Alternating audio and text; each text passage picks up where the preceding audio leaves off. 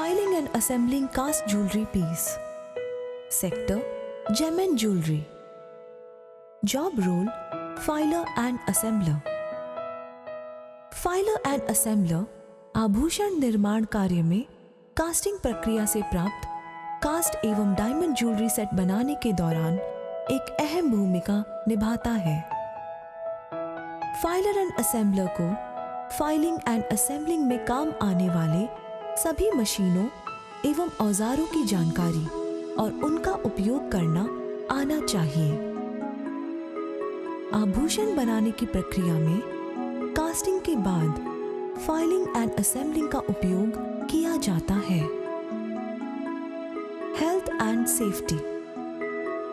Filer and assembler को workshop में काम करते वक्त अपनी सुरक्षा एवं अपने स्वास्थ्य का पूरा ध्यान रखना चाहिए।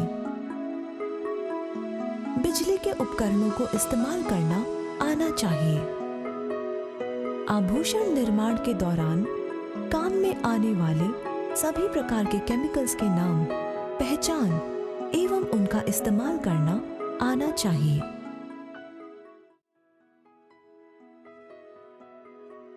फाइलिंग एंड असेंबलिंग में काम में आने वाले औजारों के नाम। कटिंग टूल, आरी एवं कटर। इनकी सहायता से धातु को काटा जा सकता है। Measuring tool, caliper and gauge. इनकी सहायता से धातु की लंबाई, चौड़ाई एवं ऊंचाई नापी जा सकती है। रिंग रॉड एवं बैंगल रॉड। इनकी सहायता से अंगूठी और बैंगल्स को आकार दिया जा सकता है। पंचिंग टूल, हैमर एवं मैलेट। इनकी सहायता से धातु को आकार दिया जा सकता है। प्लायर्स, जिनकी सहायता से धातु को मोड़ा जा सकता है। Rubbing equipments, emery paper and rubber wheel. इनकी सहायता से धातु पर लगे बारीक से बारीक निशानों को मिटाया जा सकता है।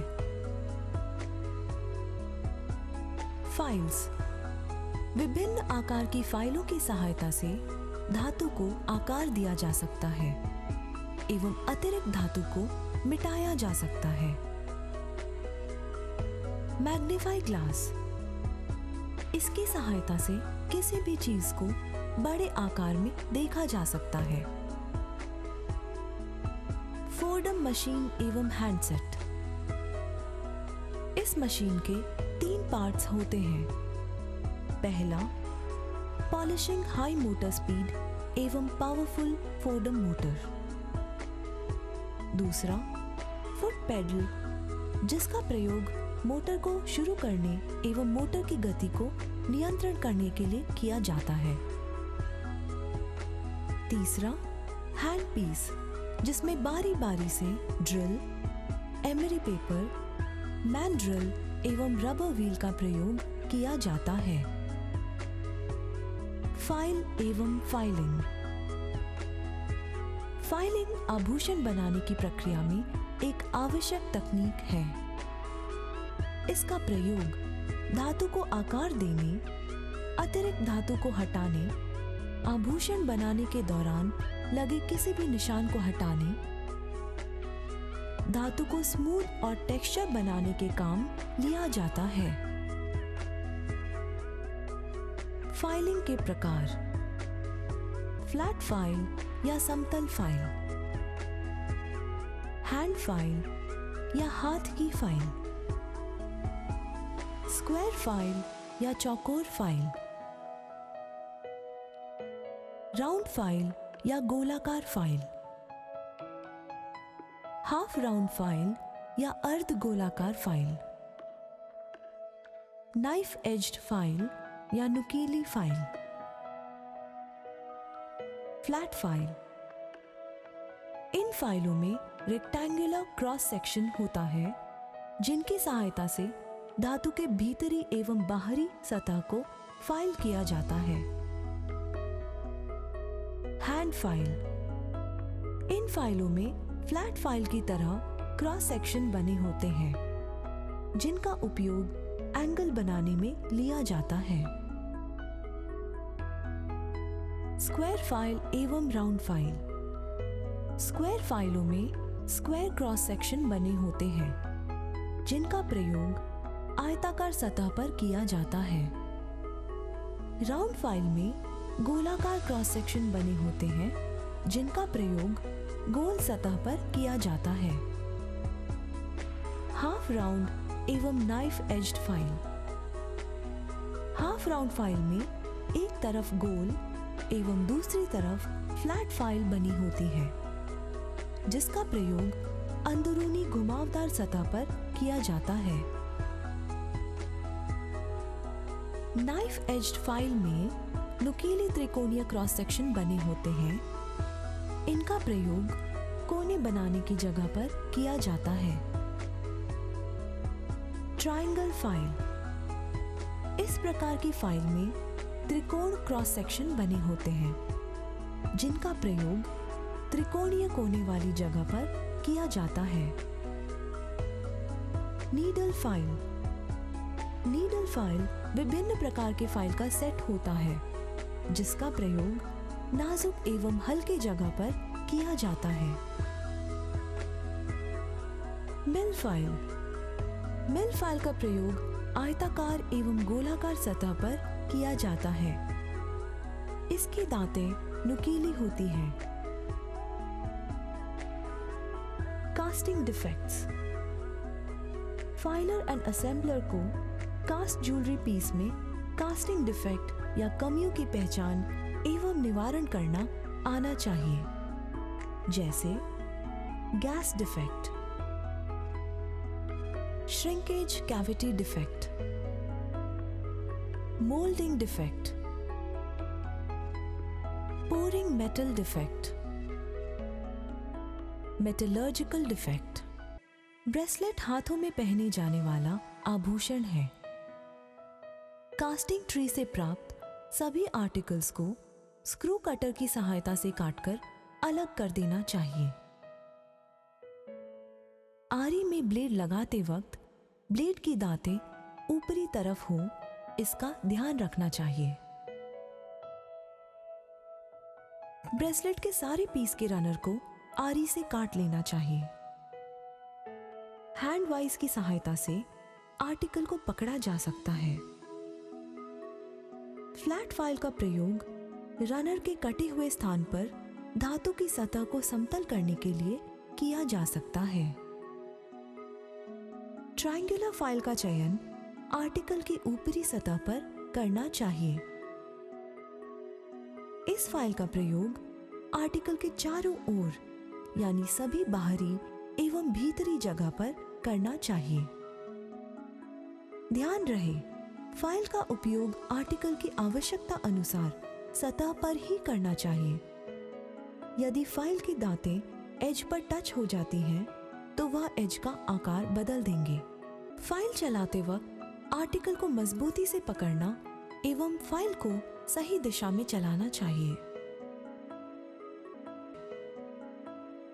फाइल को चलाते समय सावधानी पूर्वक फाइल आगे की तरफ आर्टिकल को छूते हुए जानी चाहिए एवं लौटते वक्त आर्टिकल को न छुए, इसका ध्यान रखना चाहिए।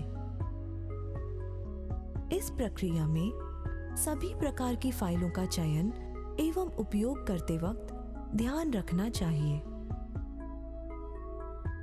फाइलिंग के बाद आर्टिकल को अच्छी तरह से चेक कर लेना चाहिए। चेक करने के दौरान आर्टिकल में फाइल अच्छी तरह से ना हुई हो तो इस प्रक्रिया को दोहरानी चाहिए। फाइलिंग के बाद एमरी पेपर का प्रयोग करना चाहिए। एमरी पेपर नंबर के अनुसार उपयोग किया जाता है, जिसका चयन आभूषण की सतह के अनुसार किया जाता है। जैसे सबसे पहले 600 नंबर का एमरी पेपर प्रयोग करना चाहिए। उसके बाद 800 नंबर का एमरी पेपर एवं 1000 नंबर का एमरी पेपर और अंत में 1200 नंबर का एमरी पेपर प्रयोग में लाना चाहिए। एमरी पेपर का प्रयोग आर्टिकल के चारों तरफ अच्छी तरह से करना चाहिए, जिससे सतह पर लगे सारे निशान मिटाए जा सकें। अंदरूनी जगह पर एमरी पेपर मैंड्रिल की सहायता से भी प्रयोग किया जा सकता है। एमरी का प्रयोग सभी प्रकार के निशान को मिटा देता है, जिससे सतह स्मूथ हो जाती है। रबर व्हील का प्रयोग एमरी पेपर के बाद किया जाना चाहिए। रबर व्हील आर्टिकल को स्मूथ एवं चमकदार बनाता है। असेंबलिंग, आर्टिकल को एक दूसरे के साथ मिलाकर पूरा करना। ब्रेसलेट के सभी कास्टिंग पीस को धातु के तार के द्वारा जोड़ देना चाहिए। धातु के तार की मोटाई उतनी ही हो जितनी कास्टिंग पीस में छेद है। यह सुनिश्चित करने के बाद सभी कास्टिंग पीस को एक दूसरे के साथ जोड़कर असेंबल कर लेना चाहिए। सोल्डर, सोल्डर एक धातु एलॉय है जो किसी भी दो धातुओं को जोड़ने के लिए उपयोग किया जाता है। सोल्डर लैटिन शब्द सोल्डर से बना है, जिसका मतलब है जोड़ना। सोल्डर 3 प्रकार के होते हैं। हार्ड सोल्डर या कठोर सोल्डर, जिसमें 75% चांदी, 15% तांबा एवं 10% जिंक होता है। मीडियम सोल्डर, जिसमें 70% चांदी, 15% तांबा एवं 15% जिंक होता है।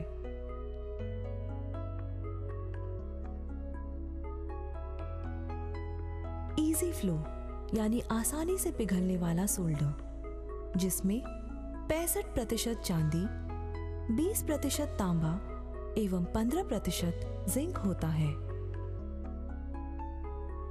कास्टिंग के 2 पीसों को जहां से तार लगाया गया है, उस सतह को ऊपर रखते हुए प्लेटफॉर्म पर रख देना चाहिए।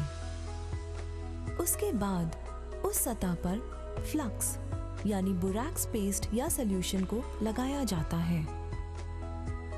सोल्डर का एक छोटा टुकड़ा उस जगह पर रखें जहां तार लगाया गया है। उसके बाद हैंड टॉर्च की सहायता से आर्टिकल को गर्म कर लेना चाहिए। आर्टिकल गर्म होते ही सोल्डर स्वतः पिघलकर उस स्थान को जोड़ देगा। सोल्डर को डायरेक्ट गर्म नहीं करना चाहिए, वह पिघलकर बहने के स्थान पर गोला बन जाएगा। इसके बाद आर्टिकल को ठंडा होने के बाद पिकलिंग वाटर में डाल देना चाहिए। पिकलिंग वाटर सल्फ्यूरिक एसिड एवं पानी का मिश्रण है, जिसमें 90% पानी एवं 10% सल्फ्यूरिक एसिड मिलाकर बनाया जाता है। इस प्रकार से सारे आर्टिकल को एक दूसरे से जोड़ देना चाहिए। स्केल से ब्रेसलेट की लंबाई चेक कर लेनी चाहिए। रिंग, रिंग एक उंगली में पहने जाने वाला आभूषण है। इसका साइज चार्ट निम्नलिखित है। रनर कटिंग के स्थान पर फ्लैट फाइलिंग कर देनी चाहिए। रिंग के चारों ओर फाइल कर रिंग के आकार को रिंग रॉड एवं हैमर की सहायता से ठीक कर लेना चाहिए। राउंड आकार देना चाहिए। रिंग साइजर से रिंग के साइज को मेजर कर लेना चाहिए। रिंग में ऊपरी सतह के अनुसार ही फाइल का चयन करना चाहिए। यदि सतह फ्लैट है तो फ्लैट फाइल, डोम है तो ट्रायंगुलर फाइल का प्रयोग करना चाहिए। इसमें रिंग में सतह फ्लैट दिखाई दे रही है, इसलिए हमने फ्लैट फाइल का चयन करते हुए इस फ्लैट जगह को फाइल किया है। इस तरह रिंग के अंदरूनी सतह पर डबल हाफ राउंड फाइल का प्रयोग करते हुए रिंग की अंदरूनी यानी शैंक के इनर पार्ट को फाइल करना चाहिए। डबल हाफ राउंड फाइल का प्रयोग रिंग के भीतरी भाग में अच्छी तरह से करना चाहिए। आवश्यकता पड़ने पर यह प्रक्रिया दोहराई जा सकती है। डिजाइन के अनुसार स्टोन सेटिंग के स्थान पर नीडल फाइल का प्रयोग करना चाहिए। स्टोन सेटिंग के स्थान पर फाइल का प्रयोग एवं चयन सावधानी पूर्वक करना चाहिए, नहीं तो स्टोन सेट करते वक्त दिक्कत का सामना करना पड़ सकता है। फाइलिंग प्रक्रिया पूरी करने के बाद एमरी पेपर स्टिक का उपयोग करना चाहिए। रिंग की बाहरी सतह को एमरी स्टिक से रब करना चाहिए। एमरी स्टिक के बाद एमरी पेपर को मैंड्रिल की सहायता से रिंग के चारों ओर प्रयोग करना चाहिए। Rubber wheel. एमरी पेपर के प्रयोग के बाद रबर व्हील का प्रयोग 4 डोम के हैंडसेट में लगाकर किया जाना चाहिए। रबर व्हील का प्रयोग रिंग की बाहरी सतह पर चारों ओर करना चाहिए। अंदरूनी जगह पर रबर सिलेंडर जो मैंड्रिल पर लगा होता है उसका प्रयोग करना चाहिए, जिससे रिंग का अंदरूनी भाग अच्छी तरह से रब किया जा सके। फाइलिंग, एमरी एवं रबर के बाद रिंग को चेक किया जाता है। बैंगल फाइलिंग एंड असेंबलिंग का तीसरा आभूषण है। बैंगल एक हाथों में पहने जाने वाला आभूषण है। इसका साइज चार्ट निम्नलिखित है। उसके डिजाइन के अनुसार फाइल का चयन करना चाहिए। डिजाइन को ध्यान में रखते हुए फाइलिंग बहुत ही सावधानी पूर्वक करनी चाहिए। अंदरूनी जगह पर फाइल का चयन एवं उपयोग डिजाइन को ध्यान में रखते हुए किया जाना चाहिए। यह प्रक्रिया बैंगल के चारों ओर एवं हर भाग में करनी चाहिए, जिससे बैंगल में कोई भी निशान नहीं रहे। फाइलिंग के बाद एमरी पेपर का प्रयोग किया जाता है। एमरी पेपर का प्रयोग मैंड्रिल की सहायता से किया जाना चाहिए। Rubber wheel. एमरी पेपर के प्रयोग के बाद रबर व्हील का प्रयोग किया जाता है। रबर व्हील फाइलिंग एवं एमरी पेपर से आए हुए सभी निशानों को आसानी से मिटाकर सतह को स्मूथ एवं शाइनी बना देता है। इस तरह बैंगल में फाइलिंग का उपयोग किया जाता है।